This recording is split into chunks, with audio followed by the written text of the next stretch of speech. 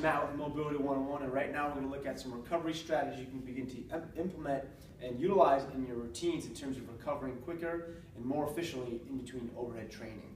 So the big thing we have to look at before we actually jump into it is actually the patterns involved. So if you're an overhead athlete going over the top in your sport at a high volume or high usage rate, similarly to an overhead training athlete, whether you're snatching, power cleaning, etc., the big thing is understanding the patterns involved and really working on the efficiency in those patterns and while we're stretching and adding recovery and mobility and soft tissue work, so on and so forth. So understanding the pattern is monumental in terms of recovering quicker and more efficiently. So the first piece we're going to look at in this series, so this is part one, is going to be the soft tissue piece.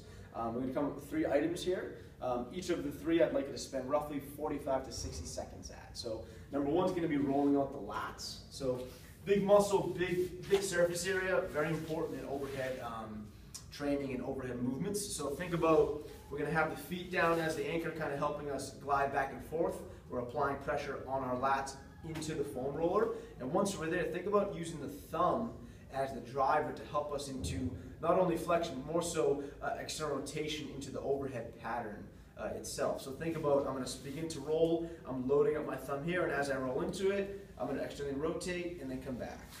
I'm going to load it up again, externally rotate and come back. And give that a few passes there just to give you an example of what it looks like.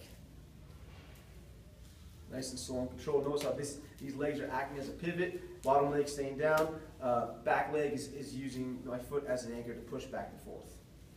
Okay, that's number 1. Number 2 is going to be rolling out the thoracic spine, so the mid to upper back region. The big thing here is you'll notice that some spots or some segments rather are hotter or more pronounced than others. It's okay to spend more time with those, it's not a problem, but make sure that you be diligent in your approach and that you're not kind of willing away back and forth, because I think this is when we see people kind of screw up a lot and do it incorrectly. So what you don't want to do is something like this, where you're kind of just wailing off back and forth, your butt's coming off the ground. That's a big no-no. Draw a big red X through that. That's the incorrect way to do it.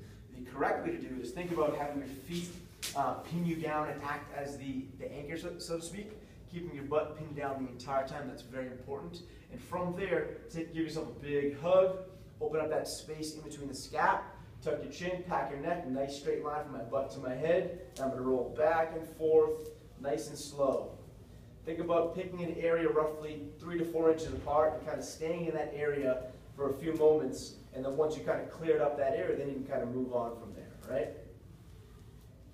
And then good. So from there, it's going to be the same exact setup, but we're going to go into thoracic extension now. So again, same setup, feet down, butt down, open up the space, tuck my chin, pack my neck, and once I'm there, you want to think about spending 2 to 3 extensions at each segment in the column of the thoracic spine. So think about pinning down, applying force into the roller, and I'm going to go into extension like that, and then come back. Same spot, staying there, into extension, and then coming back. Into extension, and then coming back. Notice how I had a little bit more range the more I did it, reps 1 through 3. The goal there is to add extension and pivot down into one segment so that we can kind of work in the mobility and adding some range in that facet joint, because over time, if we sit into a posture where we're like this most of the day, or we do a lot of high volume overhead patterns, our thoracic spine doesn't like it too much. So we have to work on kind of keeping those areas supple or mobile, so to speak, because what we want to work on is not becoming restricted here, rather becoming open into a nice neutral pattern that's not restricted with extension. That's very important in overhead training. So give those three items a shot and let me know how it works for you. Thanks a lot.